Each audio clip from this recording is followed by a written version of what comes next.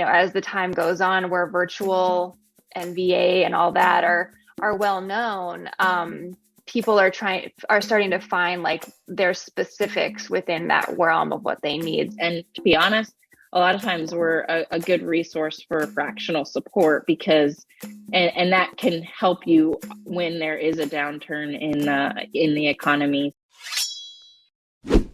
Welcome to Business Ninjas, brought to you by WriteForMe, where you'll hear from business leaders who are out there growing their business and slaying it every day. Learn from the masters. Let's get started.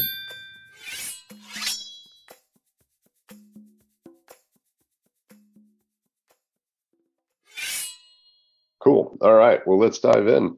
Lauren and Melanie, thanks for joining us today on Business Ninjas. We're excited to have you on the show and looking forward to learning about your company.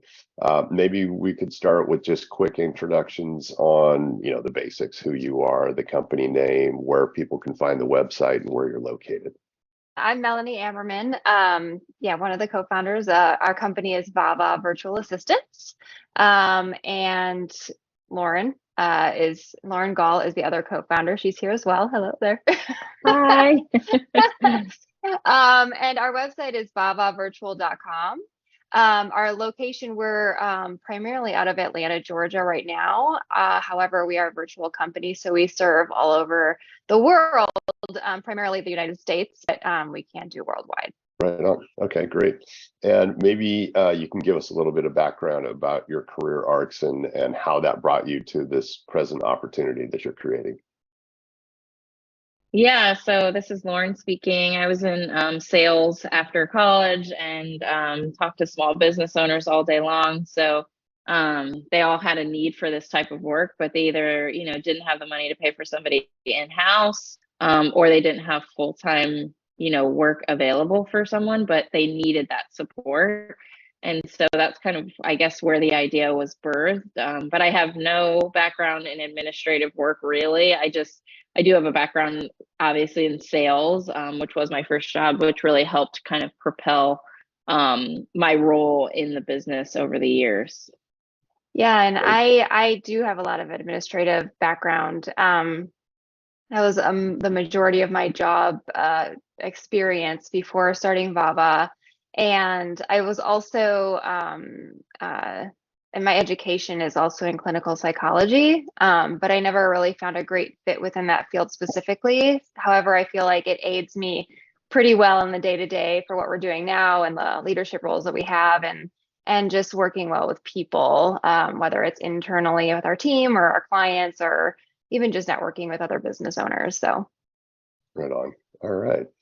And so in the virtual assistant space, are there certain verticals that you are focused on in terms of people that you're reaching out to, or even, maybe there's a geo limiter to what you're doing in the States? So kind of let us know where you're focused and where the sweet spot is for you.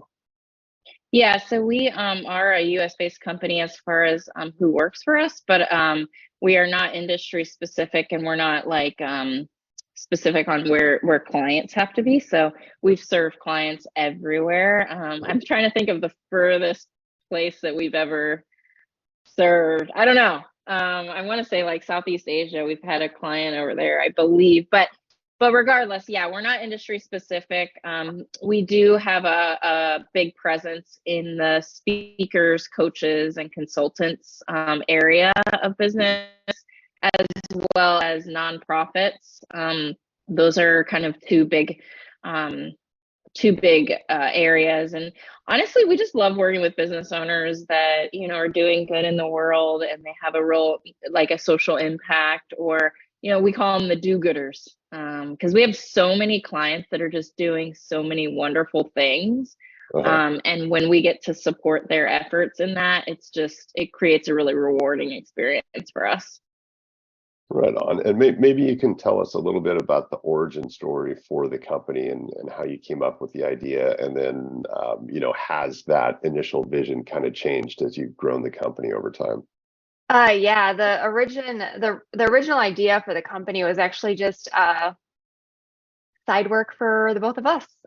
So the name, actually, VaVa, it means two VAs, and that was Lauren and me. And so that was us just kind of getting ourselves out there and creating something for ourselves at first, and then realizing that there was a need, and that this potentially could be a growing space. I mean, we started in 2011, so it wasn't super popular. We did a lot of explaining of what virtual assistant was, and now it's a lot more prevalent and understood.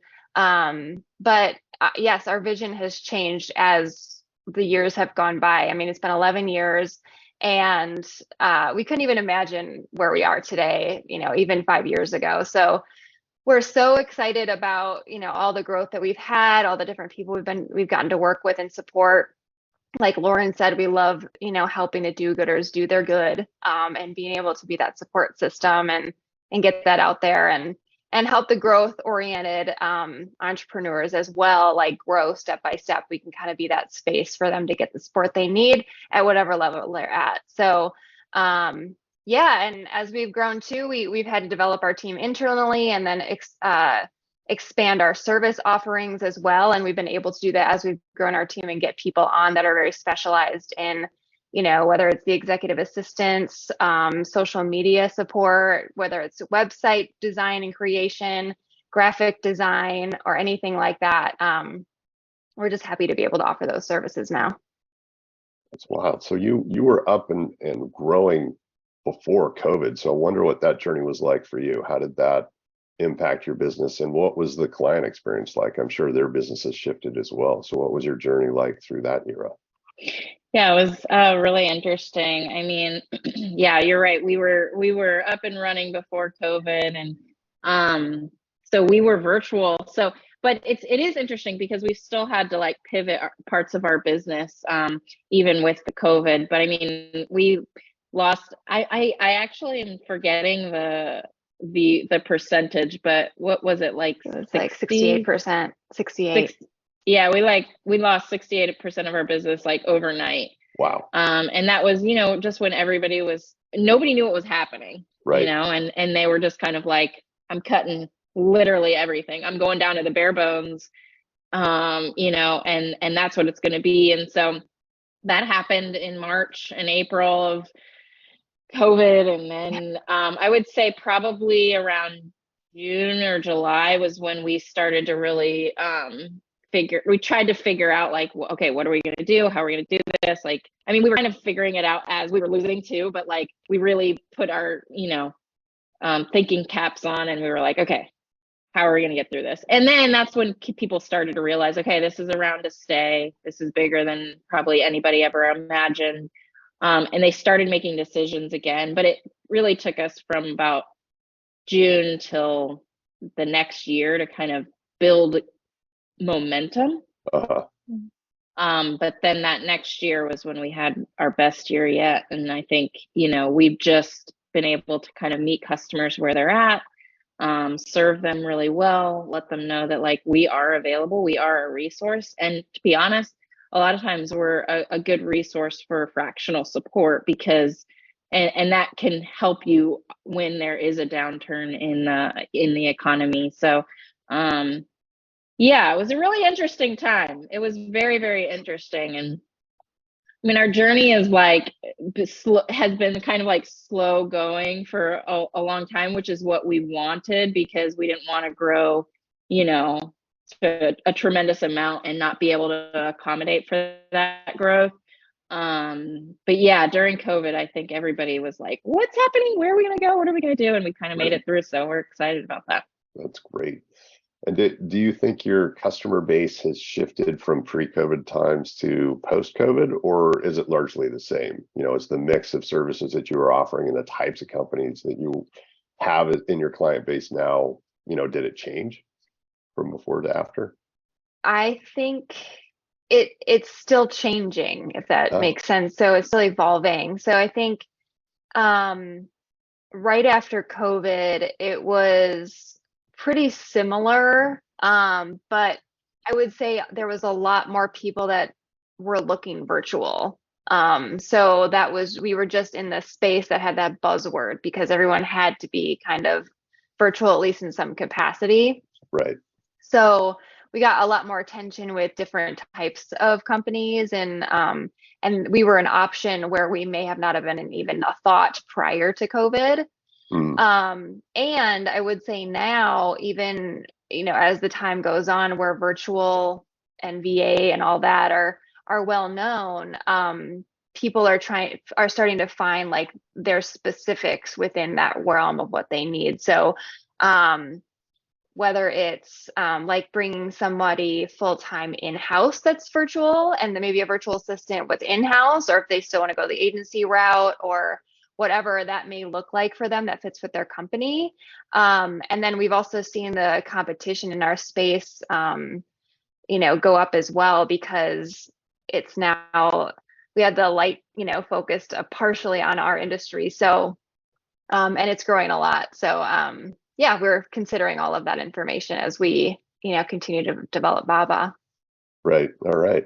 And what's the strategy that you have now in kind of this post-COVID boom? How are you reaching out to people? How are they finding you? I mean, if you've got a very wide footprint out there, so what's been working so far? Yeah, I mean, like Melanie said, I mean, we've been in operation for 11 years. So what's really nice is we do get a lot of our clients through referrals. So whether it's people that have worked with us, are currently working with us, or people that just know about us. She didn't say this, but Melanie came up with our name, and it has been like the best. It's very memorable.